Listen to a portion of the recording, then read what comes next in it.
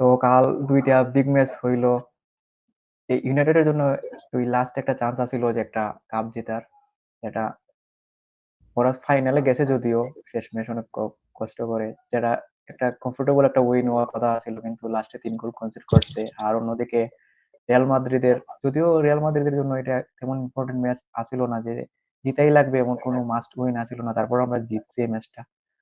তো এই ম্যাচ নিয়ে প্রথম যদি আমি ইউনাইটেডের ম্যাচ নিয়ে আসি, তাইলে তোমার মানে তুমি তো ফুল ম্যাচে দেখছো, তোমার রিয়াকশন কে আছিল প্রথম 5টা বা দেখো 90 মিনিট বলো তারপর।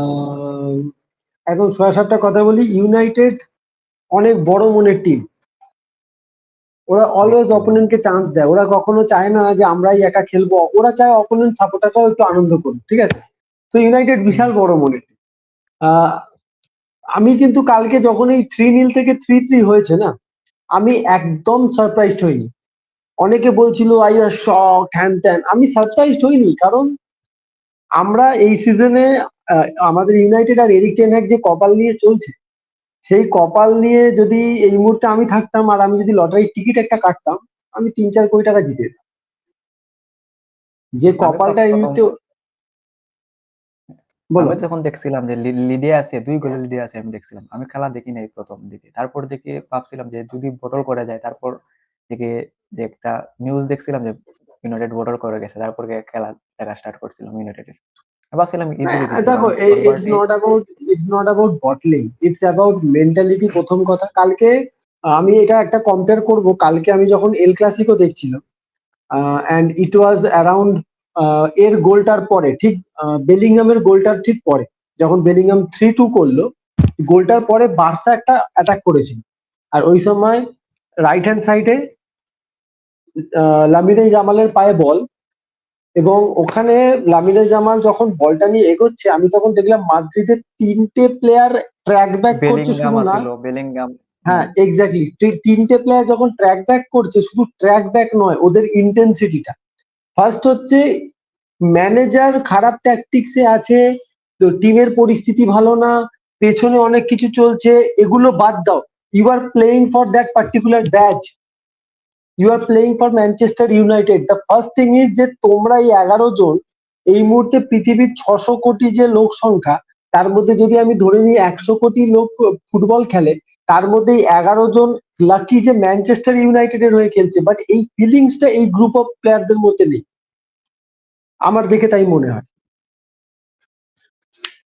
তারপর দেখো ক্যাসেমিরোর মতো যে প্লেয়ার মাদ্রিদে বিস্ট ছিল, ওর পারফরমেন্স বাদ যে আসতেছে, তারপর পেনাল্টি মিস করছে, প্রথম দেখো, একটা পেনাল্টিটা একটা মিস একটা করছে। কথা জিনিস বলি, পেনাল্টি পৃথিবীর বড় বড় প্লেয়াররা মিস করছে। ডিয়েগো আর্মান্দো মারাদোনা থেকে শুরু করে রবার্তো বাজ্জিও, বড় বড় প্লেয়ার পেনাল্টি মিস করেছে। লিও মেসি 3টে ফাইনালে পেনাল্টি মিস করেছে। Even last time Real Madrid PSG খেলাতেও লিও মেসি পেনাল্টি মিস করেছে। পেনাল্টি মিস করাটাকে আমি অত ব্যাপারটা ধরছি না। তুমি আমাকে বলো, ফুটবল লজিক কি বলে, যে প্লেয়ারটা লাস্ট সিজনে ইউনাইটেডের মেন প্লেয়ার ছিল, তোমার বাই দ্য ওয়ে তোমার চ্যানেলের নামটাও এটার সঙ্গে ম্যাচ করে যায়, double pivot. United last season double পিভটে খেলেছিল actually। ক্যাশমিরো, তার পাশে এরিকসন। তো Eriksen. Casemiro is not a ball playing midfielder, আমরা সবাই জানি। আর না না, ও Eriksen is a ball playing destructive midfielder. Midfielder. Hmm. Exactly. তো সেখানে কম্বিনেশন ছিল ডাবল পিভটের, 4-2-3-1। সেখানে Bruno Fernandes advance mode. But এই সিজনে এরিক টেন হ্যাগের সাডেনলি মনে হচ্ছে we will play on the front foot. But তোমার কাছে সেই গ্রুপ অফ প্লেয়ার্সই তো নেই যে তুমি ফ্রন্ট ফুটে খেলবে। তুমি এরিকসন, তুমি আমার যে ইউ ক্যান নট এক্সপেক্ট যে তুমি ক্যাশমিরোকে দিয়ে প্রেসিং ফুটবল করাবে, এটা পসিবল নয়। এটা তো হয় না। আবার আমার যা প্রবলেম মনে হয়েছে এই আর ইউনাইটেড খেলা দেখে, ধরো আমি প্রবলেম যদি বলি, প্রথম যদি আমি কোচের প্রবলেমে আসি, যতই ইউনাইটেডের যে ওনার যতই বাজে থাকুক, ও কিন্তু ওই যে টেনাককে ওর প্লেয়ার প্রোভাইড করছে, যে যে প্লেয়ার চাইছিল সব প্লেয়ারই কিন্তু এনে দিছে টেনাক আসার পর। একমাত্র ডিয়ংকেই মেবি আনতে পারে নাই, যে ও টার্গেট হুম করছিল ডিয়ংকে আনতে পারেনি, ডিয়ংয়ের জায়গায় ক্যাসেমিরোকে আনছে। ও হুম মালাসিয়াকেসটা সাইন করছে, তারপর মার্টিনেসকে সাইন করছে, ক্যাসেমিরো সাইন করছে, এন্টোনিও সাইন করছে, তারপর 95 হল্যান্ড সাইন মিলিয়ন দিয়ে করছে। তুমি অ্যান্টনিকে সাইন করাচ্ছ, 95 হুম, মিলিয়ন। অনেকগুলো প্লেয়ার ওর ও কিন্তু নিজের স্কোয়াডই বানাইছে বলতে গেলে হ্যাঁ, 90%। এই সিজনে ওনারা এসছে। কিন্তু এখন যদি আমি বলি যে ইনজুরি পড়ে, সব টিমের ইনজুরি পড়ে, কিন্তু ইনজুরি করার পরে অ্যাডাপ্ট করে নিতে হয়। এই অ্যাডাপ্ট এত বড় ইউনাইটেড এত বড় ক্লাবে এই ক্লাব যদি অ্যাডাপ্ট করে না নিতে পারে তাইলে তো ওরা টপ 4 এর জন্য কেন ওরা টপ দেখো 6-7 এর জন্য লড়তে যদি পারবে না। ইনজুরিটা আই একটা থিংক বড় ইস্যু হবে, তাহলে কালকে কি করে চুয়ামেনি সেন্টার ব্যাক, লেফট ব্যাকে কামাভিঙ্গা আর রাইট ব্যাকে লুকাস কামাভিঙ্গা ভ্যাসকুয়েজ দিয়ে তুমি কি করে এই মেন্টালিটি কার্লো অ্যানসেলোত্তি, তাহলে মেন্টালিটির কি করে হলো? ব্যাপারটা। আর এই যে দেখো একটা মেন্টালিটি যে কাল অ্যান্টনি যখন পেনাল্টিতে ইউনাইটেড জিতে যায় অ্যান্টনি মুভ করতেছিল কনভার্টির মতো কনভার্টি মেবি টিমের নাম এই হুম, টিমকে মুভ করতেছিল কভেন্ট্রি সিটি। কোথায় ওরা আর কোথায় ইউনাইটেড। তো মেন্টালিটি একটা ইস্যু আমার মনে হয়েছে যেটা আমার আই থিঙ্ক যে টেনাককে সেট করা উচিত। দেখো আমি একটা কথা বলি তোমাকে, এরিক টেন হ্যাগ স্যাকটা শুধুমাত্র সলিউশন নয়। প্রথম না কথা হচ্ছে সলিউশন না এটা সলিউশন না। ফুটবলটা কালকে আমি যখন তোমার এল ক্লাসিকো দেখছিলাম, তুমি যদি কার্লো অ্যানসেলোত্তির অ্যাপ্রোচ দেখো, it was such a simple approach. এটা একটা সিম্পল অ্যাপ্রোচ ছিল, আমার প্লেয়ারদের আই কোয়ালিটি অনুযায়ী আমি আমার আমার ট্যাকটিক্স হবে। আই থিঙ্ক যে কারণ টেনাক ভালো কোচ কিন্তু ইউনাইটেডের সাথে ইউনাইটেডের না, এইরকম দেখো নট ম্যানেজমেন্ট বলো অনলি আমি প্লেয়ারের সাথে আমি যায় না ও। আমি ইউনাইটেডের সঙ্গে যাচ্ছে না এই কথাটা বলছি না, কারণ লাস্ট সিজন তো এই ম্যানেজারকে দেখেই আমাদের ভালো লেগেছিল না, সে পারফর্মও করিয়েছে। আমার আমার খুব বেসিক আমি যেটা ফুটবল বুঝি সেটা হচ্ছে, আজকে যদি তুমি বেল আর ক্রুজ, তুমি যদি বেল আর ক্রুজ দুজনকে কম্পেয়ার করো কে জোরে দৌড়ায়, তাহলে অলওয়েজ বেলই দৌড়বে না। এবার তুমি যদি ক্রুজকে ইনস্ট্রাকশন দাও যে না তোমাকেও বেলের মতো জোরে দৌড়তে হবে, তো ক্রুজ নিজে খেলা খেলতে পারবে না। আবার ঠিক তেমনই আমার ক্রুজ যে লেভেলের পাসিং সেন্স, সেটা কিন্তু বেল পারবে না। তো তোমার কাছে যে কোয়ালিটির প্লেয়ার আছে, ইউ হ্যাভ টু ইউটিলাইজ হিম।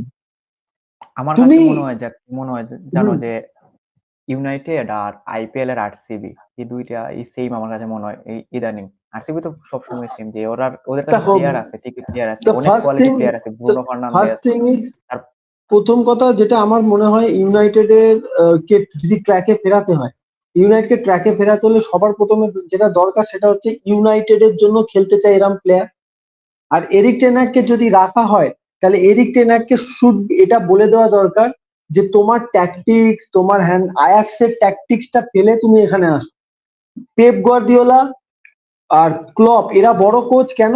কারণ ওরা ওদের টিপিক্যাল ওই ডটমুন্ড আর বার্সেলোনার ট্যাকটিক্স কিন্তু প্রিমিয়ার লিগে খাটায় না, এরা এখানে এসে আপগ্রেড করেছে নিজেদের।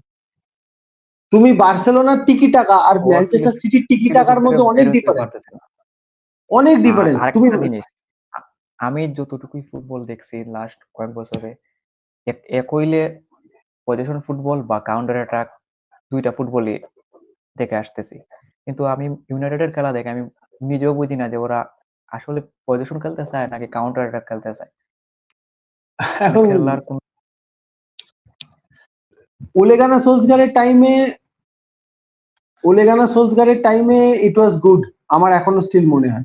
থিঙ্ক যে যতটুকু এরিক টার্নারকে যতটুকু টাইম দেওয়া হয়েছিল এর থেকে যদি ওলেকে টাইমটা দেওয়া হয়তো ওলে আরো বেটার করতে পারতো অনেক বেটার এই করতে টিম পারতো। নিয়ে আজকে অনেকে ওলেকে এই যে অনেক কিছু হ্যাঁ, বলে, আমার বাট আমার একটা খেলা মনে আছে দুইটা খেলা মনে আছে একটা হইলো সিটির সাথে 2-1 জিতছিল লকডাউনের সময় লাস্টে লুকশো গোল করছিল আর একটা হলো পিএসজির সাথে একটা রাশফোর্ড মেবি পেনাল্টিতে গোল করছিল এই দুইটা গেম অনেক অনেক ভালো খেলছিল ইউনাইটেড এই দুইটার দেখো এগুলো ওলের খেলা মনে টাইমে আছে বলে ইউনাইটেডের অ্যাটলিস্ট একটা আইডেন্টিটি তো তৈরি হয়েছিল না, যে টিমটা ডিফেন্স করবে এন্ড কাউন্টার খেলবে। এখানে আইডেন্টিটিটা কোথায়?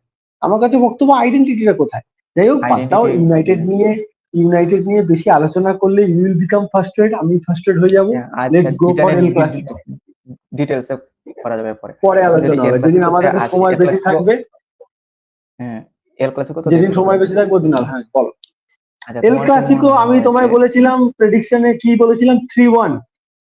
না না তুমি বলছিলা 4-2 আমি বলছিলাম 3-0 মিলে নাই আচ্ছা 4-2 বলেছিলাম।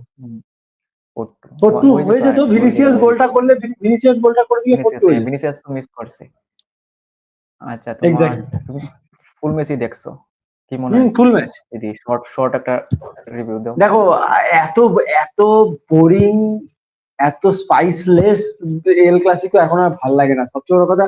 না কোনো কড়া ট্যাকেল আছে, না ধাক্কা ধাক্কি আছে, না রেফারির সাথে মারামারি কোনো নাই কিছু নাই আর্গুমেন্ট আছে, কিচ্ছু নেই।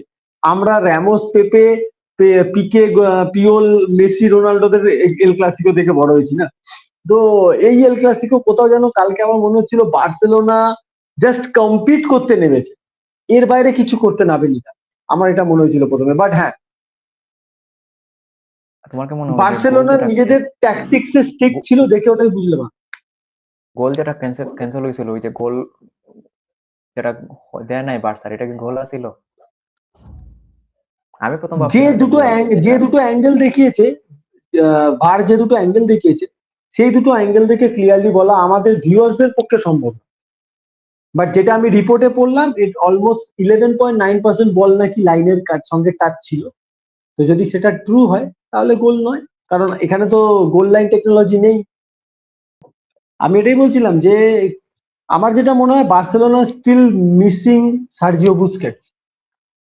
ক্রিশ্চিয়ানসেন দিয়ে বার্সেলোনা, মেকশিফট তো আনছিল আমি আমি দেখে ওরে একটা জিনিস বুঝতে পারছি, যেটা তোমার আমি চ্যাম্পিয়ন্স লিগে দুটো লেগেও দেখলাম, কালো দেখলাম, বার্সেলোনা মিডফিল্ডকে কন্ট্রোল করতে পারছে না। বার্সেলোনা যদি মিডফিল্ড না কন্ট্রোল করতে পারে, বার্সেলোনা সেই ম্যাচে জেতা সম্ভব না। ওরে রুমের তো আনছিল মেকশিফটের জন্য একটা, but he is not the quality of quality নাই। বুস্কেটস না। 3 মিলিয়ন দিয়ে আর কি দেখো কি করবে? বার্সেলোনা নিজের অরিজিনটাকে যা বানিয়ে দিয়েছে না, Barcelona can not be a direct team, right? Barcelona passing football এতটাই ওদের ডিএনএ তে ঢুকে গেছে, তো সেখানে বার্সা এখন ডাইরেক্ট ফুটবল খেলার চেষ্টা করছে, ইট উইল টেক টাইম। আর কালকে ওই ডাইরেক্ট ফুটবলটা খেলতে গিয়ে বার্সেলোনা কালকে রিয়াল মাদ্রিদের হাতে অপশন বাড়িয়ে দিয়েছে। লাস্টের দুইটা এল ক্লাসিকোতে 92 মিনিটে গোল দিয়ে রিয়াল জিতছে। প্রথমে ড্র ছিল, ভাবছিলাম ড্র হবে দুইটাই এল ক্লাসিকোতে, লাস্টে গোল খাইছে বার্সা।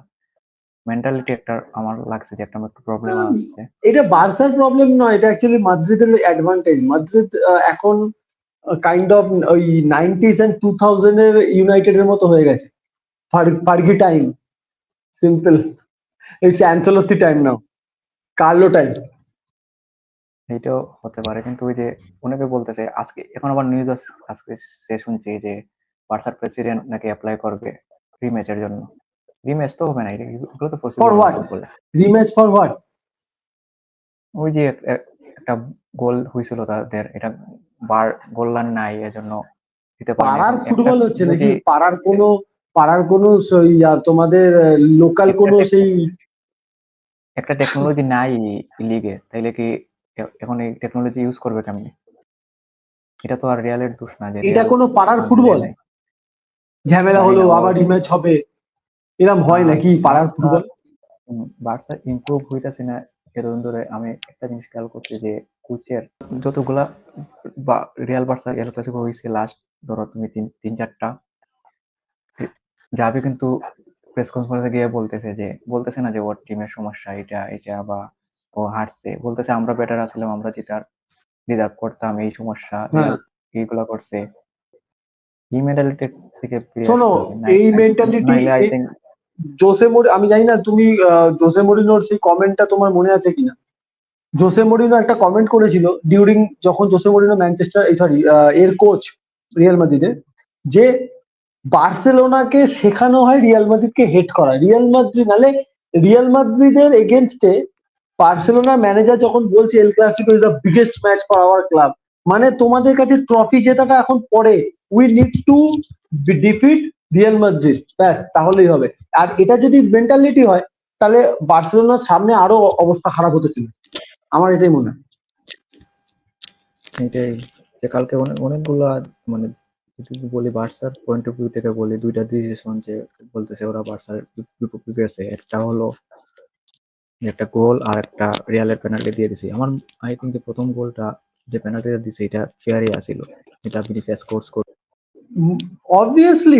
অবভিয়াসলি একটা বলতেছিল যে কামাভিঙ্গা যেটা ফাউল করছে এটা রেড কার্ড, কারণ আরো রেড কার্ড আসছিল, আরোটা না তো না না না, ওয়ান সামনে কোনো আর গোলকিপার ওটা আছিল, আর ছিল, এখানে তো ওটা টপকে গেলে অনলি গোলকিপার। এক্স্যাক্টলি হুম, হতেই পারে না। এগুলো হই এল দেখো, ক্লাসিকো দেখছি আমি যখন এল ভিডিও। ক্লাসিক, দেখো জাবি অনেক বড় প্লেয়ার, তো তুমি কিন্তু এল ক্লাসিকো দেখেছো এর আগেও, জাবি অনেক বড় প্লেয়ার, কিন্তু ওই বার্সেলোনা টিপিক্যাল পেপ গার্দিওলার সময় বার্সেলোনার একটা টেন্ডেন্সি ছিল কোনো ডিসিশন এদিক থেকে ওদিক হলে রেফারিকে 10 জন মিলে ঘিরে নেওয়া, প্রেসার ক্রিয়েট করা।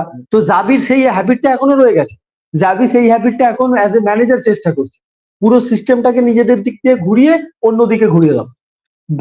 রিয়াল মাদ্রিদের কাছে প্রপার কোনো স্ট্রাইকার নেই, they don't have Striker proper নেই। সেন্টার ব্যাক রুডিগার ছাড়া, তাদের ফার্স্ট না, চয়েস গোলকিপার নেই, দে কালকে don't have proper right back, কালকে they don't have proper left back. কালকে মিডফিল্ডার কে খেলাইছে সেন্টার ব্যাক আর আরেকটা মিডফিল্ডার লেফট ব্যাক, আর হ্যাঁ, আমাদের রাইট উইঙ্গার টিমের রাইট দুটো ব্যাক। দুটো দুটো পুরো মিডফিল্ডার কালকে খেলেছে, ক্রুজ মডরিচ। তারপরও কালকে মডরিচকে গোটা বার্সেলোনা মিডফিল্ড ধরতে পারছিল না। তো আই থিঙ্ক জাভির উচিত এইসবের দিকে ফোকাস না করে টিমটাকে আরো ডেভেলপ করার ফোকাস। মদ্রিস 38 ইয়ার এইজে এসেও 90 মিনিট খেলে নামছে খেলা। এক্স্যাক্টলি। তো সেখানে তুমি ডেভেলপ করার চেষ্টা করো না নিজের টিমটাকে, এইসব কথা বেকার বলে লাভ নেই। তারপর ও একটা আমাদের ব্যবধান ছিল 8 পয়েন্ট, এখন 11 পয়েন্ট হয়ে গেছে। আই থিঙ্ক 99% শিওর এই লিগ। না, নট 99, তোমরা অলরেডি চ্যাম্পিয়ন হয়ে গেছে, ঠিক। হুম, রিয়াল মাদ্রিদ তো এখান থেকে বটল করবে।